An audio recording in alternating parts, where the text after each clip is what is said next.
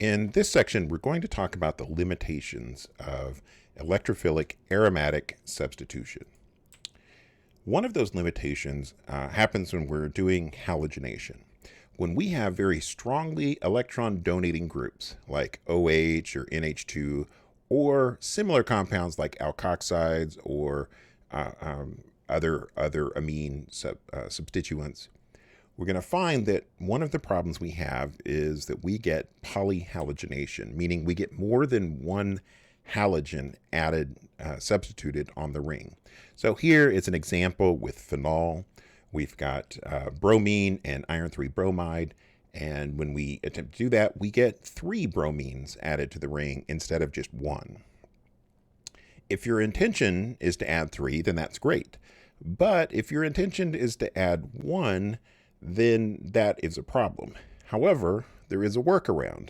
When you have these highly activated rings, you can simply not use the Lewis acid. So you can leave out the iron 3 bromide in this case, or iron 3 chloride if you're going to use chlorine. And that will give you a monosubstitution. You'll still get a mixture of ortho and para because OH is a strong ortho-para director. But it does limit it to 1 halogenation. So that is convenient. Another limitation occurs when we're doing FriedelCrafts alkylation and acylation. So when we attempt to do a FriedelCrafts alkylation or acylation with a strongly electron withdrawing substituent, in other words, one that is a meta-director. Here, an example is the nitro group, but it includes any of the meta-directors. So when we attempt to do that, we get no reaction. It doesn't work. Another limitation on FriedelCrafts is when we're using an amino group. Well, the amino group, like in the case of aniline, is a significant Lewis base. And that Lewis base will react with the Lewis acid catalyst in an Lewis acid-Lewis base reaction, and you will get this complex. Well, it turns out that complex is strongly deactivating because it puts a positive charge on the nitrogen atom. And then we get no reaction when we attempt to do FriedelCrafts alkylation or acylation. So that is a limitation. Now, there is a way around this. You can acylate this, which is where you add an acetyl group on there. And I'll show you an example of that in the problems that we're going to do here in a few minutes. All right, another limitation when it comes to FriedelCrafts is that when you're alkylating benzene, well, benzene is moderately reactive, but when you alkylate it with an alkyl group, it is more reactive than your original starting material. So as a consequence, you often will get polyalkylation products. You'll get more than 1 alkyl group added to the benzene ring. Again, sometimes that's an advantage. Sometimes that's what you're trying to do, but often it is not.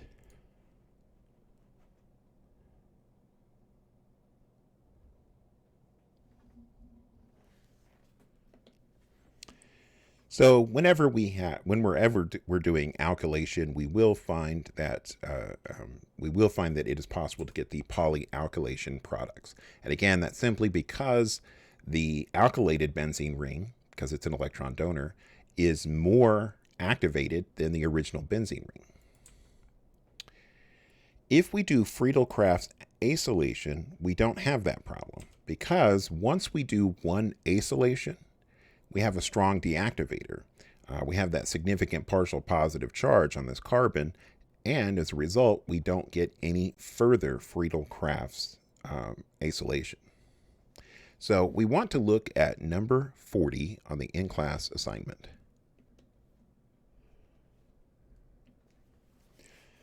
All right, so here on number 40, we've got 3 problems that are FriedelCrafts. We've got it's a FriedelCrafts acylation. We've got this propanoyl chloride, so CH3CH2COCl. And just so we can be clear on what that is, it's that chloride. And we're going to attempt to do the FriedelCrafts on each of these. Well, with this one, we get no reaction. I'm just going to put an NR for no reaction. And that is simply because this is a strong electron withdrawing group. And with strong electron withdrawing groups, we do not get FriedelCrafts. So we'll put because we have a strong electron withdrawing group. And so anything that is a meta-director, you're not going to get FriedelCrafts acylation or alkylation. With this one, we've got this substituted aniline, so NN-dimethyl aniline, and we'll find that when we do this, we are going to get a reaction, but we aren't going to get a FriedelCrafts. The reaction that we're going to get is that we're going to get a complex, a new covalent bond between that nitrogen. So we'll have CH3, and we'll get a new covalent bond between that nitrogen and the aluminum chloride. I'm just going to put AlCl3, put a minus there, a plus there. So this is a strong deactivating group, and so there's no FriedelCrafts. So I'll put no FriedelCrafts reaction. All right. Now, finally, this is our workaround. If we acylate this, so we get an acylated aniline, that acyl group removes enough electron density from this nitrogen to make it so that it's not as good of a Lewis base. So we don't get this reaction where we form a Lewis acid, Lewis base adduct between the nitrogen and the aluminum. So here we're able to actually do FriedelCrafts acylation. We'll get two products because this is an ortho-para director. All right, so one of our products will be where it's in the ortho position. All right, and then in our para position,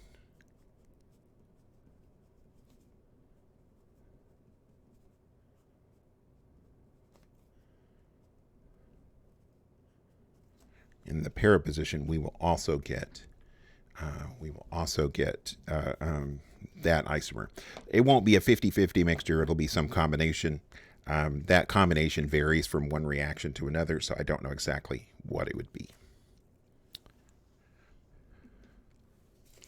All right. Well, switching back over to our PowerPoint, we're going to look at disubstituted benzenes. What happens when we have two substituents on a benzene ring? Now, the book gives us two rules, and the first rule is that when the directing effects of the two groups reinforce, they go to that location. And that is true. That is true. Let me show you an example. Here we've got methyl and nitro that are para to each other. So this is para-nitrotoluene. In that para-nitrotoluene, we're going to say that the methyl, because it's toluene, the methyl is the 1 position. It will direct to the 2, 4, and 6 position. Since there's already something in the 4 position, it'll direct to 2 and 4. The nitro is a meta-director. It will direct to the 2 and the 4 positions, again, or 2 and 6 positions relative to the nitro. I think I said that wrong. So 2, 4, 6, it'll be 2 and 6. This will direct to the 2 and the 6 positions again, relative to that methyl group. And so since they direct to the same place, that's where we're going to get this substitution. All right. Now, we could actually do without this rule. Because of the next rule, we could do without this rule. And that is that if the directing effects of the two groups oppose each other, the more powerful activator wins out. Well, that's true up here. It just happens to be that they're directing to the same place. But if we've got an activator and another activator, the more powerful activator is going to win out. So here we've got that acylated aniline, and that acylated aniline is a more powerful ortho-para director. It's a more activating group than the methyl group. So these are both ortho-para directors. So the methyl directs down here, and these direct up here. And so since this one is a more activating group, it will determine where the substituent's going to go. Okay. So again, if you just apply this rule to the first rule, then you still get the same answer. So I prefer even just leaving out that first rule. But again, the book does it this way. There's one additional rule having to do with steric hindrance. If you have two substituents that are meta to each other, and they direct to the position between, so let's say they're both ortho-para directors, and they direct to that position that's in between, we're going to find that they won't actually do a substitution at that position. And it's because of steric hindrance, of crowding. All right, so in this case, we've got two methyl groups. And so, like, for example, this methyl group is going to direct ortho-para. So these three positions, this one will direct ortho-para, the same three positions. But this one, because it is between two substituents, it will not get substituted. So we don't get substitution between meta substituents. So we end up with one product in this particular case. So we're going to look at number 25. And we're going to be doing some nitrations. Switch over here to 25. All right. So on this one, and I'm going to use my green pen to indicate where this one directs. This one, so I'll put a little star there. This one will direct here and here because it is a meta director. And then for this one, which I'll put a little star to indicate it's red, it's also going to direct there and there because it's an ortho-para director. So that means we're going to substitute into the ortho positions. So when we do the nitration, we will get one product.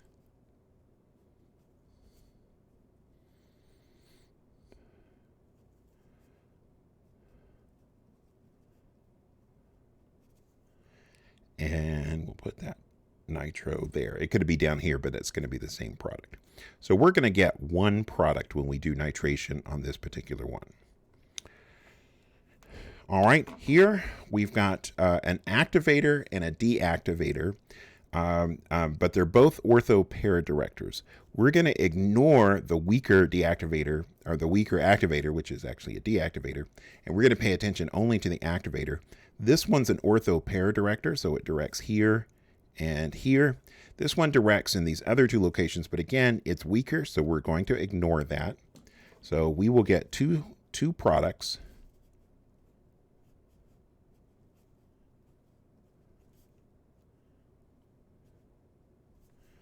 And we'll do one that is in this ortho position, so NO2.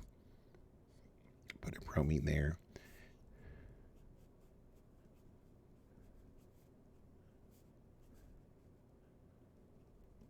And one that's down here in the para position relative to that methoxy group.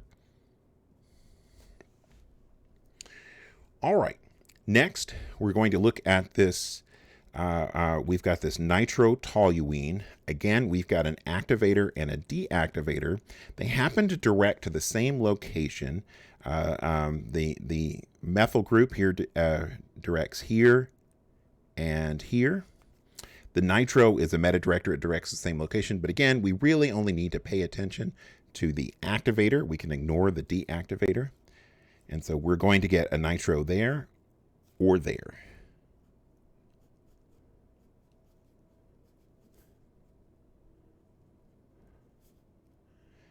So we have a nitro here. We'll go ahead and put one there.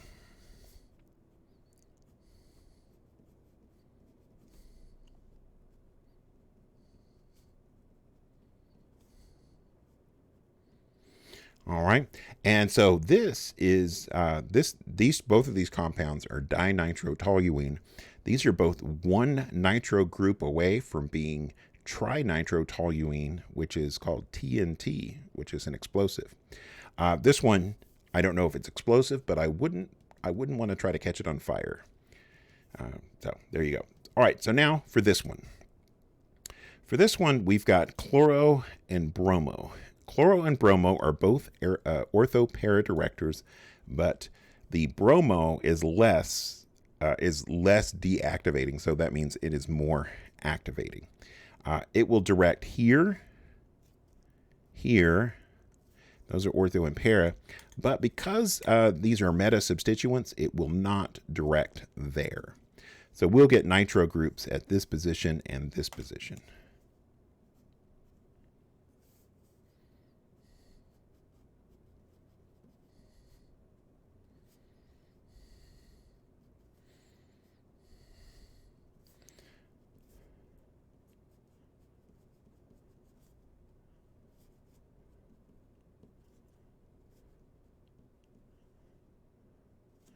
All right, so we'll get there. Sorry, this is a little bit messy. Sometimes I get excited and I draw a little too fast. All right, now that we've done that, let's go back to our presentation. And we're going to look at doing synthesis of benzene derivatives. And here, this is where we need to think about what order we do things in. So, for example, here we've got a disubstituted benzene. We've got the directing effects of each substituent needs to be taken into account if we're starting from benzene. So here we've got nitro and bromo. Well, nitro is a strong meta-director. It's a strongly electron withdrawing group. And the bromo is an ortho-para-director. All right, and so we want to consider what order we do this reaction in. If we do it in one order, we'll get our product. And if we do it in a different order, our product is going to be impossible. So let's look at the two possible pathways that we can do when doing this synthesis. So in pathway 1, we do the bromination first. So we get this bromo substituent here. And since bromo is an ortho-para-director, when we do the subsequent nitration, we'll get some in the para position, some in the ortho position. And we can simply separate these two products by doing chromatography. They should be relatively easy to separate. If we do pathway 2, we're going to get something substantially different. Pathway 2 is where we do the nitration first. And when we do nitration first, well, nitro is a meta-director. And so then once we've got that nitro group on there and we attempt to brominate, we're going to get the bromo meta to the nitro group. And that is not our desired product. We will not get any of our para, or at least such a small amount that it wouldn't be worth doing. And so this would be the less desired pathway. All right, so keeping that in consideration, let's look at number 26. On number 26, we want to start with benzene and make these compounds. We have retrosynthesis arrows, which means we're going to make this from this. All right, so since we're designing a synthesis, we need to think about, are these ortho-para-directors or meta-director? Well, this is an ortho-para-director. Since the chloro group is an ortho-para-director, we don't want to do it first. We want to do the sulfonation first. So we'll start with benzene,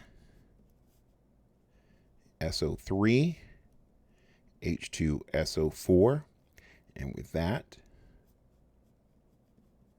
we will get the sulfonic acid. All right, since that is a meta-director. Oh, not chlorine. We want bromine. All right, let me fix that real quick. FeCl3. And since that's a meta-director, we'll only get one product, Well, in principle, we'd only get one product. We might get trace amounts of either the ortho or para, but we're not going to worry about that. And so that would be our product, and that would be the best synthesis. If we did this the other way around, we would end up getting ortho and para products. We would not get the meta product. All right, on this one, they are both meta directors. And you would think with both meta directors, well, we can do it either order. We can do the acylation first and the nitration second, or the nitration first and the acylation second. And that's not quite true. We have to do the acylation first. So we're going to take benzene.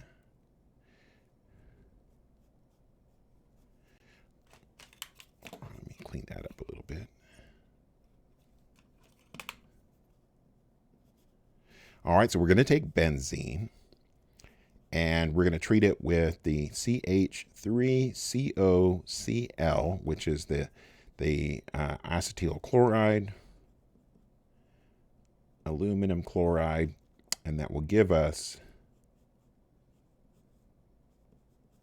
this acylation product. All right, so we'll get that acylation product. I'm going to clean that up a little bit. All right, it's a little ugly, but you can tell what it is. Then we're going to do nitration.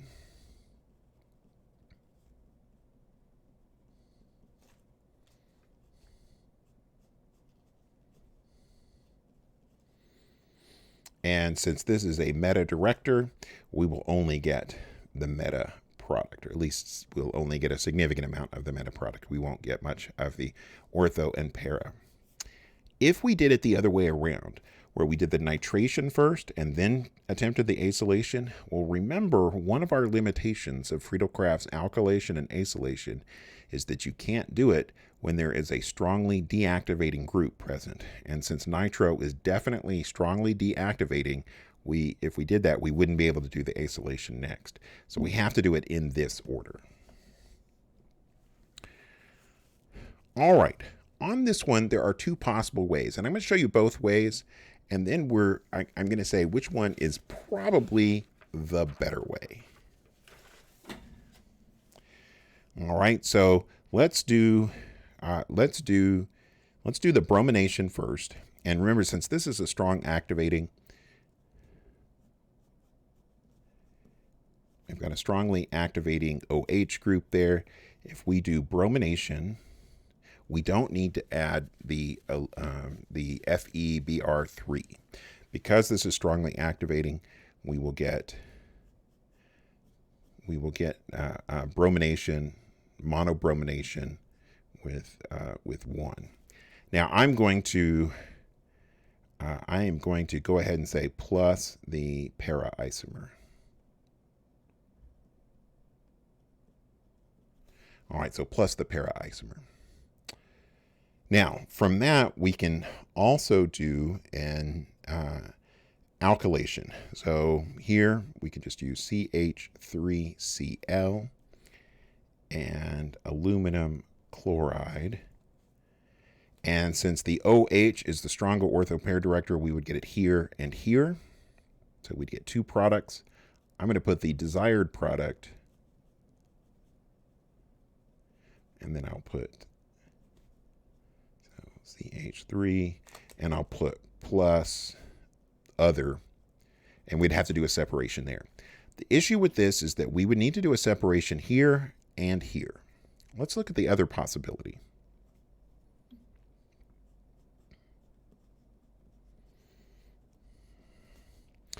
So let's do FriedelCrafts alkylation first.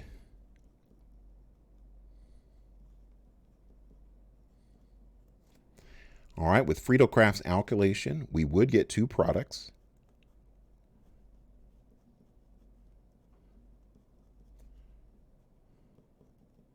And I'll put plus ortho isomer.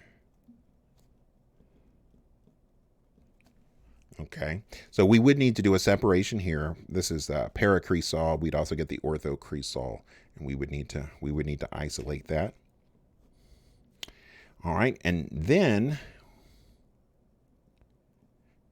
again, because we have a strong activating group with the hydroxy group, we don't need the FeBr3.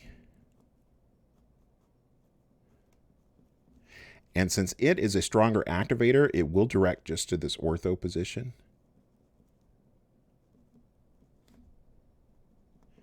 And so we would probably get just that as the product.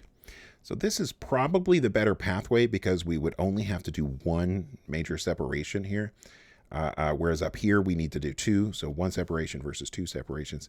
I mean, usually when you do these reactions, you end up having to do a separation anyway. You do some chromatography, but this one is going to be a little bit better because we're probably going to get a better yield overall on our product. But they both would work. And so like if I were grading a test, I would give credit for both of those.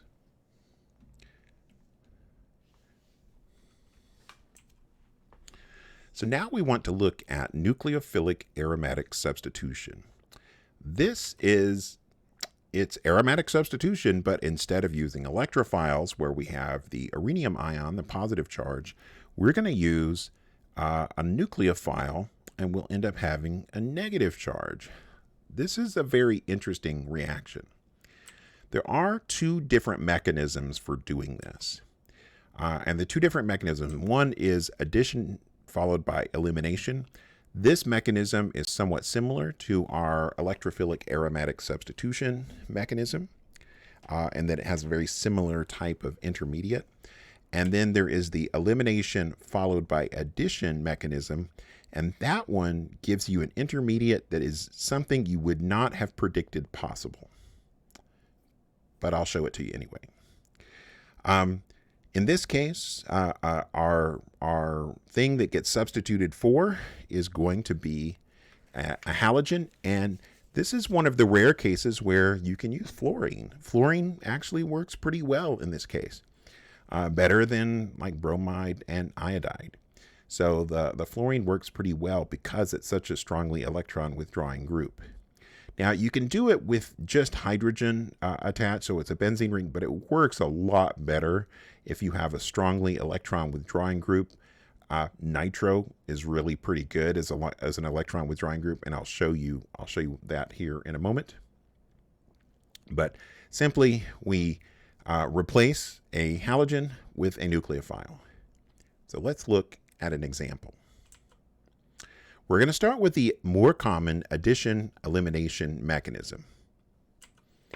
All right, this addition-elimination mechanism, the very first step is that the nucleophile will add to the carbon that has the leaving group, the chlorine in this case. And so that nucleophile adds to that, and we get an sp3 hybridized carbon, and we get, and this is a resonance stabilized carbocation. So you'll see a negative charge at the 2, 4, and 6 positions. This is very similar to the rhenium ion that we saw earlier in this chapter when we were doing electrophilic aromatic substitution, and now we're doing nucleophilic aromatic substitution. This particular intermediate in some textbooks and some contexts is referred to as a Meisenheimer complex. So kind of interesting there. I'm not going to get into that. I'm not going to test you on that, but it is interesting, a Meisenheimer complex. Then our leaving group leaves and we reform our aromatic ring. If we were to look, we're not going to look at the energy diagram, but if we were to look at the energy diagram for this, we would see it's very similar. It's a two-step mechanism. First step is quite endothermic because we're forming an unstable intermediate, and so that first step is endothermic. Second step is exothermic, and we end up getting our product. First step is the rate determining step. It's the thing that determines how fast everything goes. Since the first step is rate determining, the ability for our halide to leave is not really a determining factor on how fast the reaction goes. So you can use chloro, bromo, iodo, or even fluoro here, and that's not our rate determining step. what's our rate determining step? Is how stable is this resonance stabilized carbanion? So that determines how fast the reaction is going to go. So we want to look at the reactivity trends. What is going to speed up this reaction? Well, anything that removes electron density from the ring will make it more active to nucleophilic attack. So by increasing the number of electron withdrawing groups, you will increase the reactivity of the aryl halide. So for example, if we've got this compound, this orthochloronitrobenzene, we'll find that it's somewhat reactive. If we have two nitro groups on there, you'll notice that that's going to be even more reactive because the nitros withdraw more electron density from the ring, making it more electrophilic. And then finally, if we increase the electron withdrawing capability of our halide, so if we go from chloride to fluoride, that actually makes the reaction goes faster because fluorine is more electron withdrawing and makes that ring more electron poor, making it more likely that we can do the nucleophilic attack at this carbon. So all of these things help to stabilize that intermediate, and anything that stabilizes the intermediate is going to stabilize the transition state. See Hammond postulate. I love the Hammond postulate. Now, we do have orientation effects, and you probably could have predicted that. If you go back and look at this, you'll notice that when these electron withdrawing groups are ortho and para to our substituent that's going to get substituted, the reaction goes faster. So when we do nucleophilic aromatic substitution, it's going to be preferential at the ortho and para positions. Doing it with a meta substituent is going to be very challenging. So here's a diagram that explains it. This resonance stabilized carbanion is very unstable, and anything we can do to help stabilize it is going to make the reaction more possible.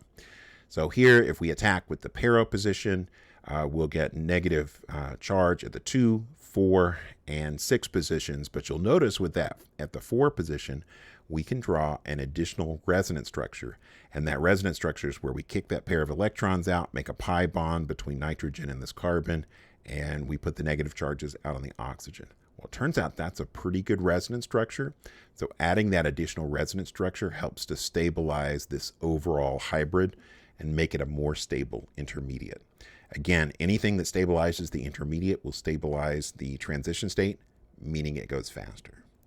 When we attempt to do this with a meta nitrochlorobenzene, you'll see that it doesn't work. We don't get the negative group directly adjacent to the nitro. We do get it at the 2, 4, and 6 positions, but we don't get it at this meta position.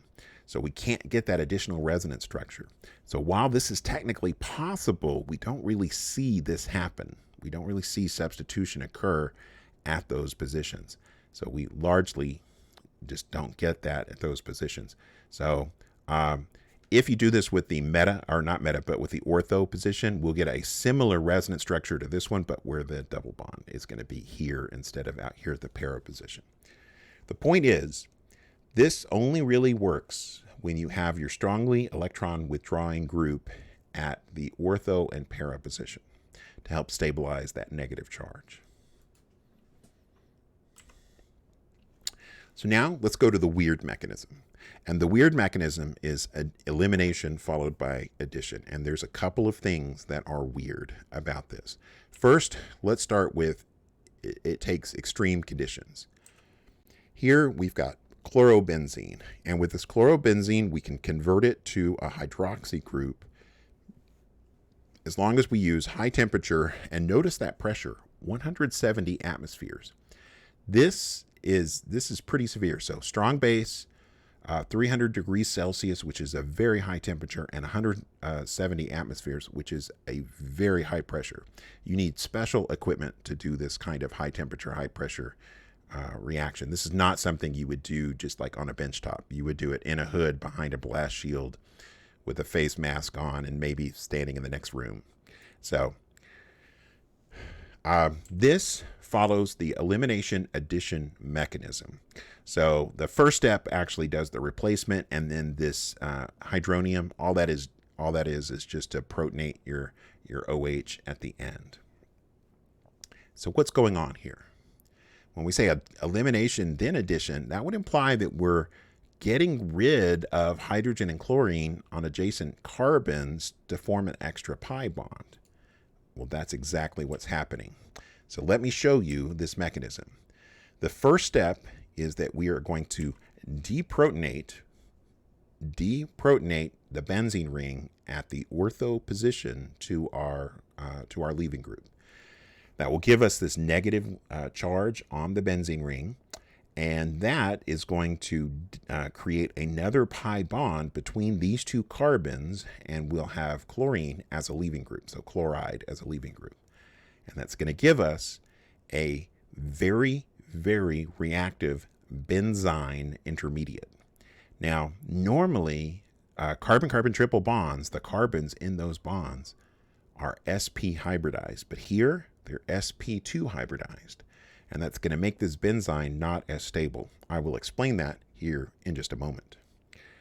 All right, then our nucleophile can come in. Interestingly, this nucleophile can come in from either carbon. I'll talk about that on the next page. It can come into either carbon, and when it does, we'll get a negative charge on the adjacent carbon. Water will deprotonate, right, because we have water present because of this. It'll deprotonate the water, and we will get this substitution product.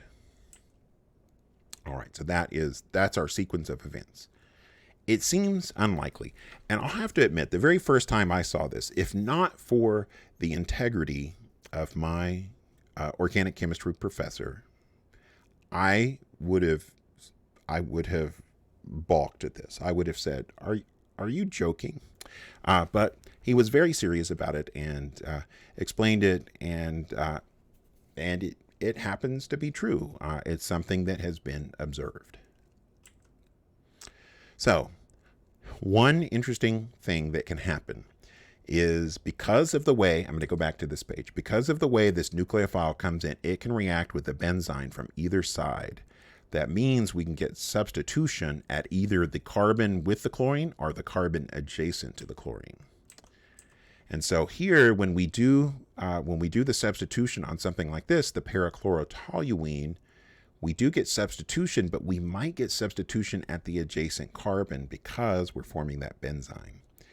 And that's all because of the way that we form a benzyne, and there's really no preference for the nucleophile to go to either carbon. So we'll get a mixture of these. Now, again, I couldn't tell you whether it's a 50-50 mixture or not, but it is going to be a mixture of them. And that is a limitation of this particular mechanism.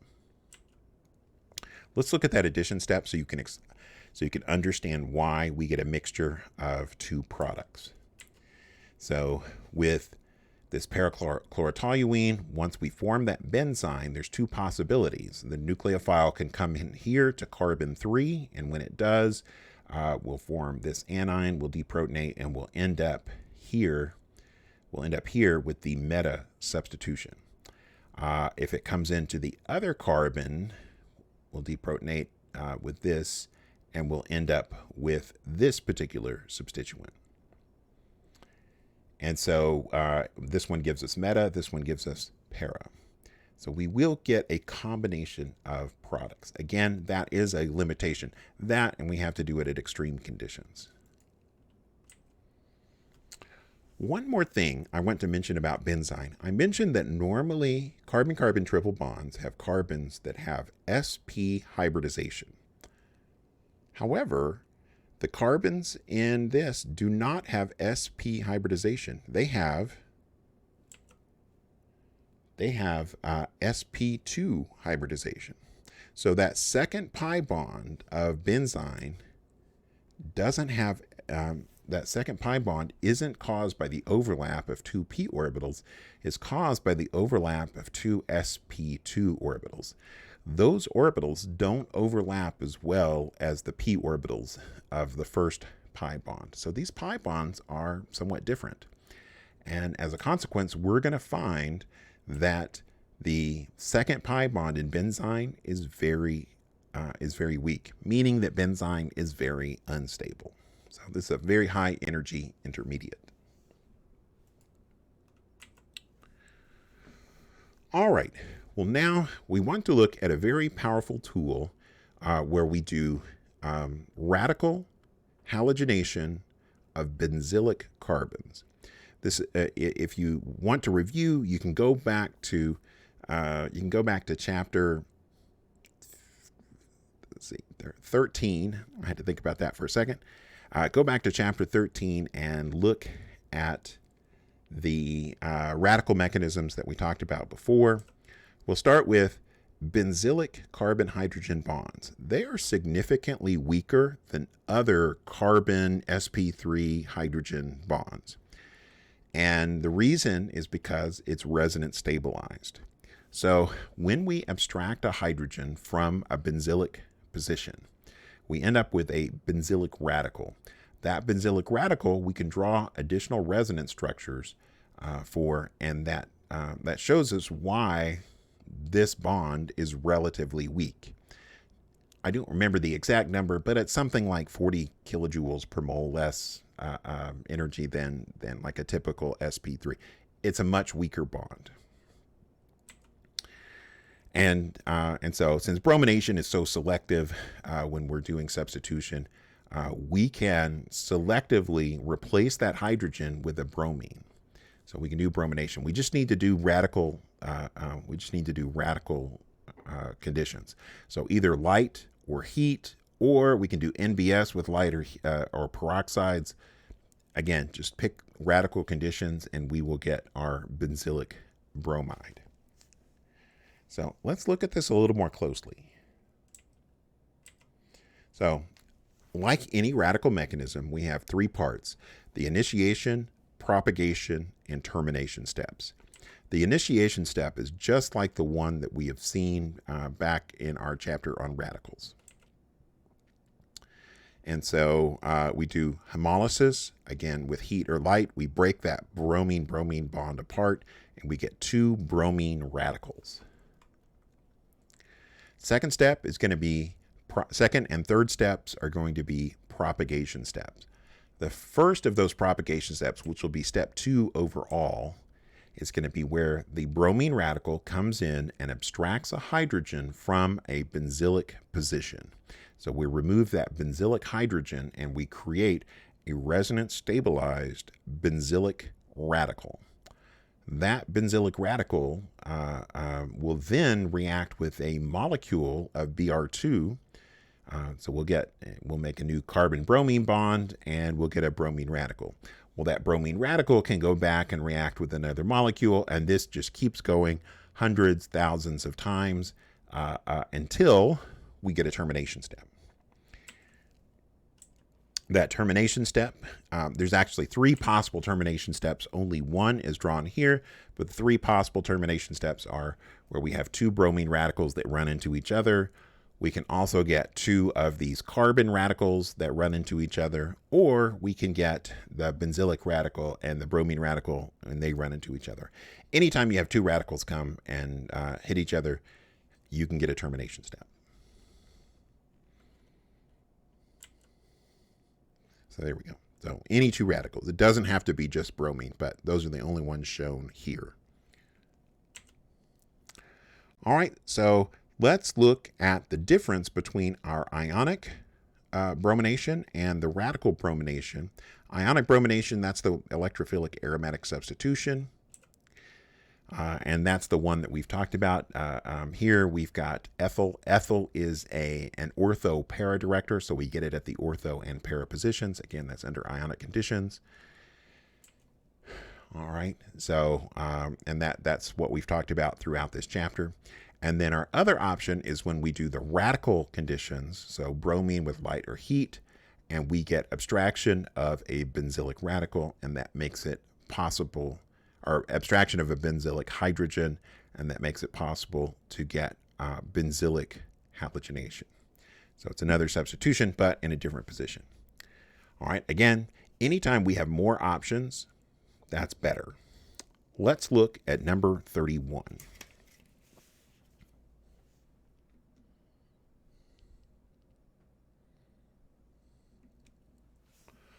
All right, so how could you use ethyl benzene to prepare each compound? Well, we're going to do a simple reaction here where we take ethyl benzene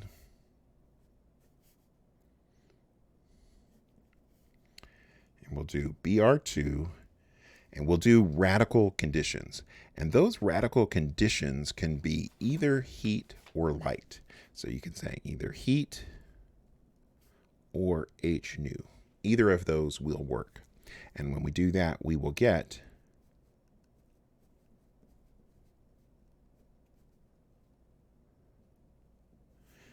this benzylic bromide.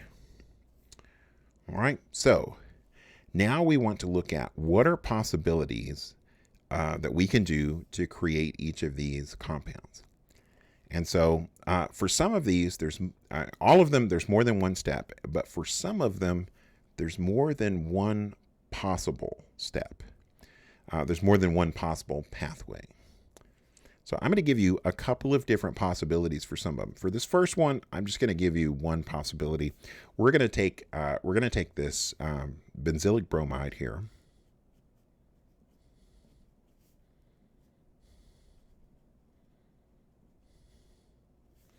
All right, we're going to take that benzylic bromide, and we're going to do an ionic bromination. So we'll do electrophilic aromatic substitution with the bromine and iron 3 bromide.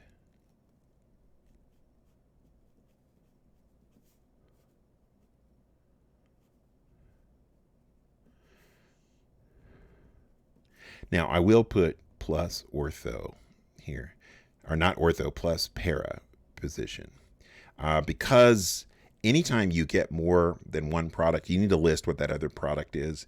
That implies that you will have to do some sort of separation before you go on to the next step. If you don't list this, you're not giving all the information. So I would encourage you to do that whenever you're doing a synthesis.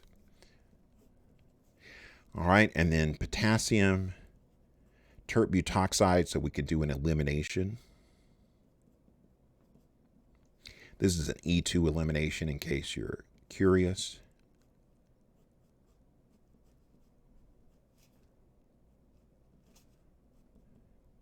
And we would get that product. So potassium tert butoxide, E2 elimination. There are other strong or sterically hindered bases that you could choose for this, but I like that one. That is my favorite sterically hindered base. I assume everybody has a favorite sterically hindered base. All right. Next, we've got this one. This one, I'm going to go ahead and give you two possibilities because one of them I'm just not so sure about. I would need to look it up, and I have not looked it up. But one possibility is that you could do this bromide, again, from above, from up here. You could take that bromide and treat it with sodium hydroxide. And that would give you this. The only problem with this is you probably would get some elimination because that's a pretty strong base. So I don't know if you would just get the SN2 that you would need. So our other possibility would be to take this. If this doesn't work, take this, purposely do an elimination.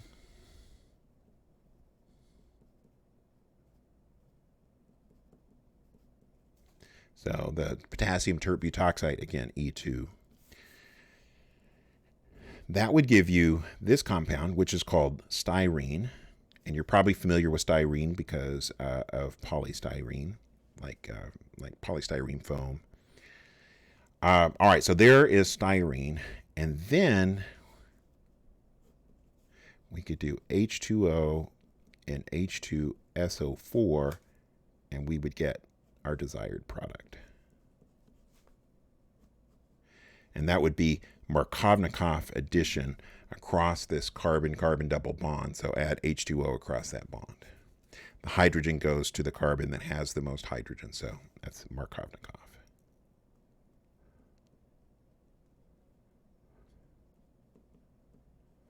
All right, so there we get Markovnikov addition. All right, on this one, since we went through the trouble of creating this is styrene. Anytime we've created something, we don't have to go through and recreate it. We just say, all right, this is from above. Once we have that, we can use our peroxide oxidizing agent. So something like MCPBA or peroxyacetic acid, although this one's probably going to work better with this very nonpolar compound. And that would give us that peroxide. Or not peroxide, it would give us that epoxide. So we just need some sort of epoxidizing agent for that. For this one, we're also going to start with styrene here. Again, because we've made it before. So once we have that styrene, we now want to add H2O across, but we want to do anti-Markovnikov addition. I'm going to pause for a second so you can think of, what do I do anti-Markovnikov addition of HOH across a carbon-carbon double bond? All right, now that you pause for a second, hopefully the answer that you came up with was hydroboration followed by oxidation. So step 1, do BH3, and step 2, H2O2 with hydroxide. And that should give us anti-Markovnikov addition of HOH across the carbon-carbon double bond. And I'm going to go ahead and put that there. This one is anti-Markov.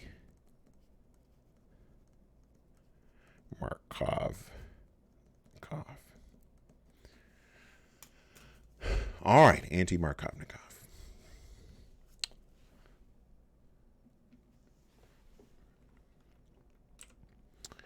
So in this final section, we're going to look at some oxidation and reduction reactions of substituted benzene. I'm not going to show you any of the mechanisms for these. These are reactions where I just want you to memorize what the reactions are. We don't have time to do mechanisms, and I don't know that it's necessarily going to be that helpful to do the mechanisms in this case. So if you have an arene, so an aromatic compound with an alkyl substituent, and that alkyl substituent has at least one benzylic carbon-hydrogen bond, you can do oxidation to benzoic acid. So here we've got toluene. Toluene has 3 of those hydrogens. It can do oxidation. This is isopropyl benzene. It has 1 hydrogen. As long as it has at least 1, it will chop off these other carbons and you will get benzoic acid. So you will get oxidation to benzoic acid. There are some limitations here. You can do it on more than 1, so you don't have to have just 1. So you can do it on 2 of them. You can do it on 3 of them if you had 3. There is the limitation, if there's no benzylic hydrogen, it doesn't work. So here we've got a quaternary carbon. That quaternary carbon has no hydrogens on it, so therefore it is inert to oxidation with potassium permanganate. So just something to keep in mind. So I want you to know this reaction. Again, I am not showing you a mechanism here. I am just getting you to learn what is going on here. So now we're going to look at reduction of aryl ketones. And these 2 reductions, they work with the aryl ketones, but they also work with other ketones. But I'm going to show you with this. I'll mention that they work with other ketones because we have chapters coming up very soon, like the next chapter, where we're going to be looking at ketones. So it's good to know these reactions as far as ketones. If you have a ketone, you can reduce that ketone to an alkyl group. So you can reduce it to an alkyl group using two different reagents. One is called Clemmensen reduction. This is where you use a zinc-mercury amalgam in the presence of acid and some heat. So amalgam just means you take one metal and you dissolve it in the liquid metal of mercury. This one's kind of cool because you get to work with mercury, but it's also a little bit dangerous because you work with mercury. That's called Clemmensen reduction. Very, very useful. It's under acidic conditions. The other possibility is to do a Wolff-Kishner reduction, and it uses hydrazine and a strong base. So this one's done under basic conditions, but it gives you essentially the same result. So this gives you two options for doing a reduction of a ketone to an alkyl group, and that is a very useful tool. This is one that I would put on your list to memorize. Again, I'm not showing you the mechanism because of time limitations.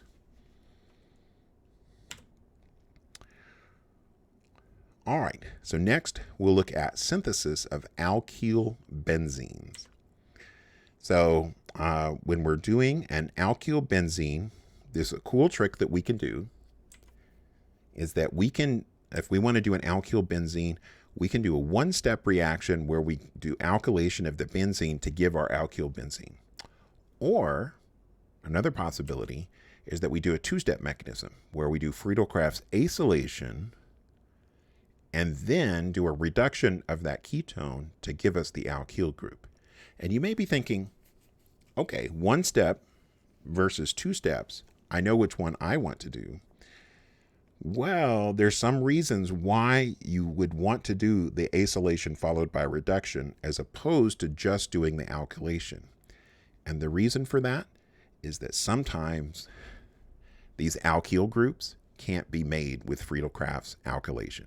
Sometimes your only pathway is going to be acylation followed by reduction. Let me show you an example. All right, so here is an example of one thing that we've talked about before is that when we do FriedelCrafts alkylations, particularly with something like a primary alkyl halide, here we've got 1-chloropropane. If we attempt to do the FriedelCrafts alkylation with that, we're going to get a rearrangement. We don't. That's one of the limitations of FriedelCrafts alkylations is that we get rearrangements, and they usually happen when you don't want them to, but they will happen. They will happen if it is possible. If it's possible to form a more stable carbocation in your intermediate, then you can do that. You will end up getting a different product.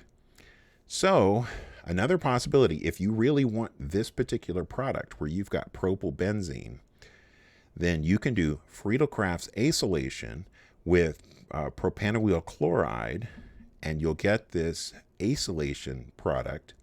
You can reduce it. Here we've got the Clemmensen reduction reagent conditions, and we will get the propylbenzene. So we couldn't do it directly. We have to use this other method. So keep this in mind when we're doing some of these reactions.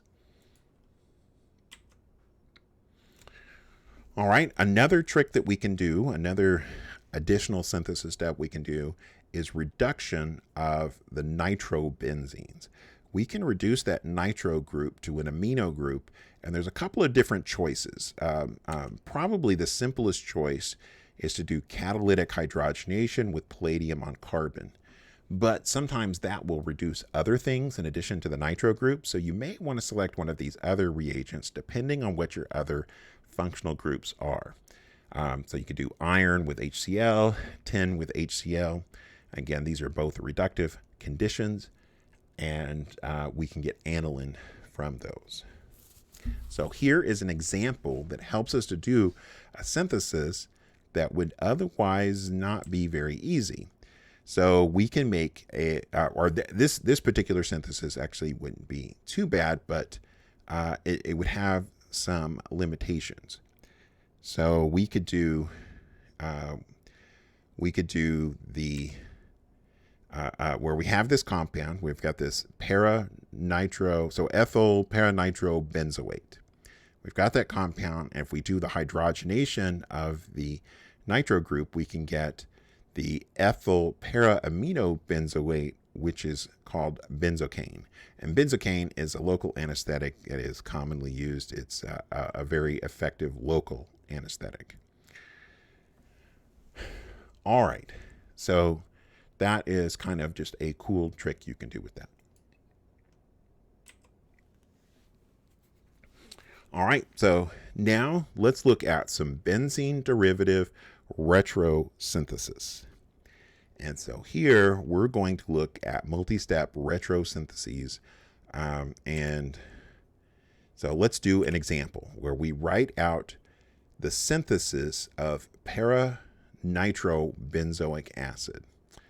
Well, this is kind of an interesting one because here we've got two meta-directing groups. Nitro is a meta-directing group, and this carbonyl is also a meta-director. So how do we do this? How can we do this? Well, let's think about what we could make, right?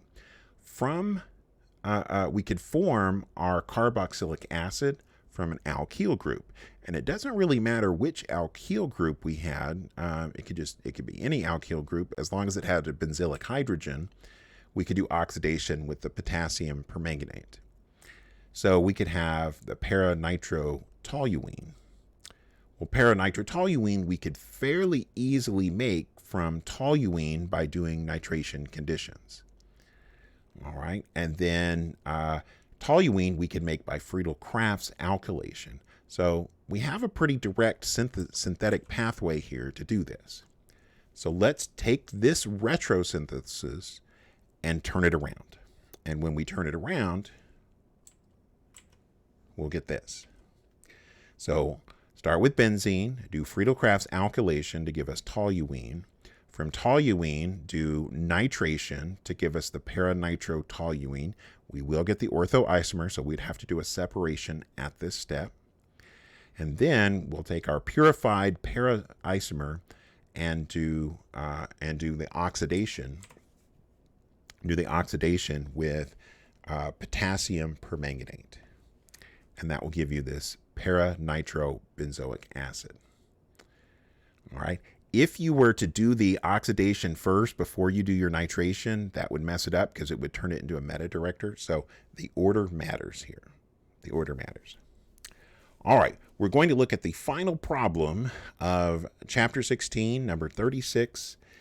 We want to synthesize each of these compounds from benzene. Let's go to our document camera here.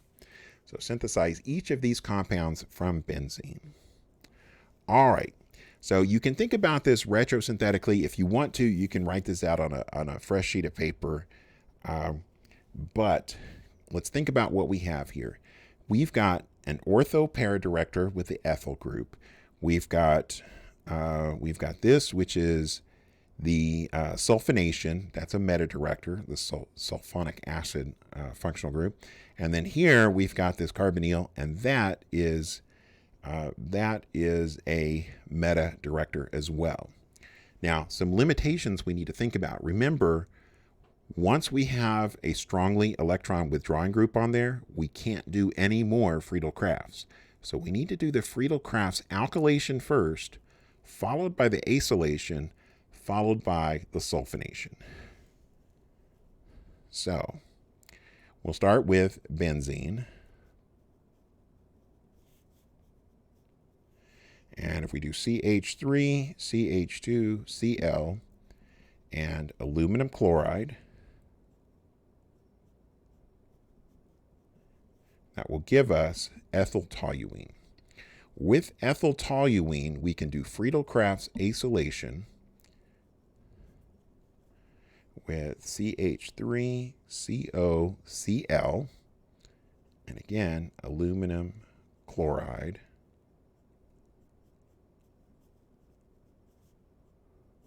So we've got the ethyl benzene, and now we've acylated that. All right, now that we've acylated that, we can't do any more FriedelCrafts, but that's fine. This is an ortho para-director, so it's going to direct there and there. This is a meta-director, which will direct to the same locations. So we're just going to, we're going to do sulfonation, SO3, H2SO4,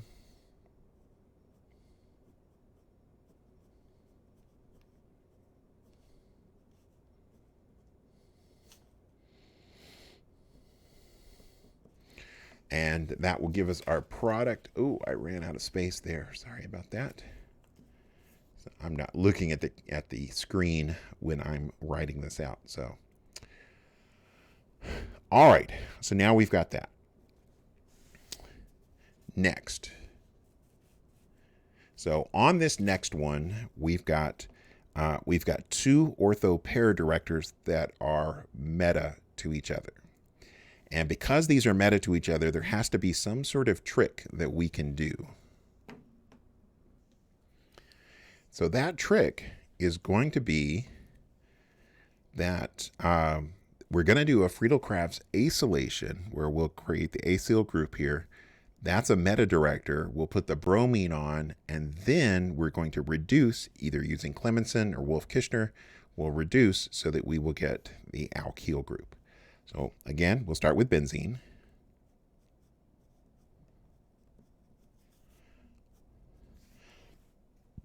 We'll do FriedelCrafts acylation, so CH3COCl with aluminum chloride.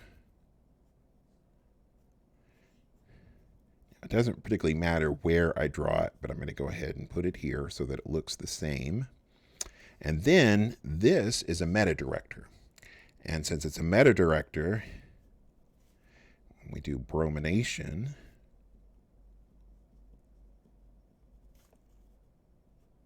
we will get the meta product.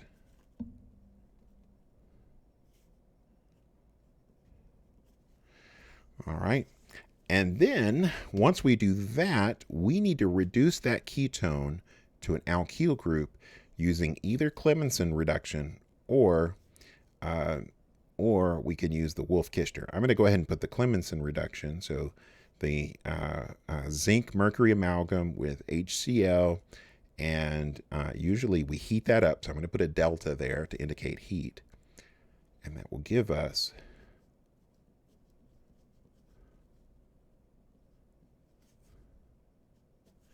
that product. Now, one note I want to point out here is that if you switch up the order of anything, so like for example, if you do the bromination first and then do the acylation, it's not going to work because you're going to get ortho pair director. So you have to do this acylation first, and you have to do the bromination before you do the reduction, because if you do the reduction first, then you'll have an ortho pair director, and you're back to the same problem we had with doing bromination first. So it needs to be in this order for it to work. All right, this next one is way fun. I know there is definitely more than one way to do this. Definitely more than one way. I don't know all the ways. But we're going to do it one particular way. So we're going to start. This is going to take 2 lines. So be prepared. If you're following along at home, it'll take 2 lines. So we'll do chlorine and iron 3 chloride. And then that will give us chlorobenzene. All right. And I'm not writing it in this order. I'm going to write it like this. With that chlorobenzene, we can do FriedelCrafts Alkylation, CH3, CH2, Cl, and aluminum chloride. Now, there's a couple other possibilities. You could do acylation followed by reduction. Again, there's a lot of options that you could go with, but we're going to do the alkylation.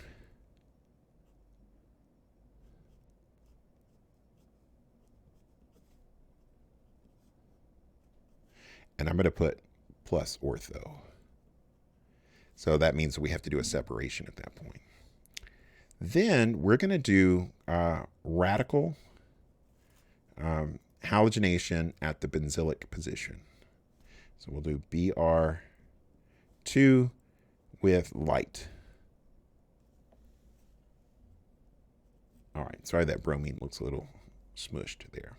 So we'll do Br2 with light.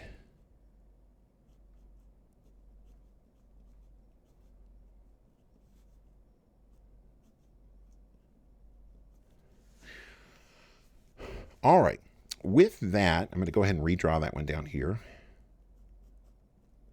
Make sure it's still on the page. It's still on the screen. It is.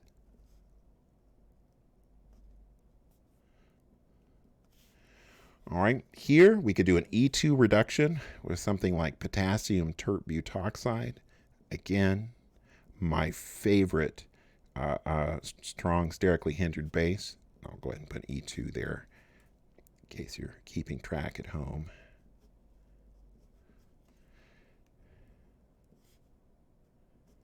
And we'll get this parachlorostyrene. And then from that, we could do anti-Markovnikov addition to get the alcohol. So step 1, BH3, and step 2, with step 2, we could do H2O2 and hydroxide.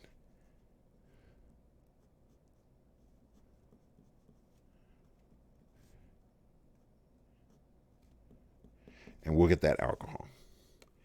And then finally, we can convert that alcohol into this aldehyde by using a mild oxidizing agent like PCC. There's more than one option there. There's like oxone and some amberless kinds of things, but PCC is sort of the go-to for this.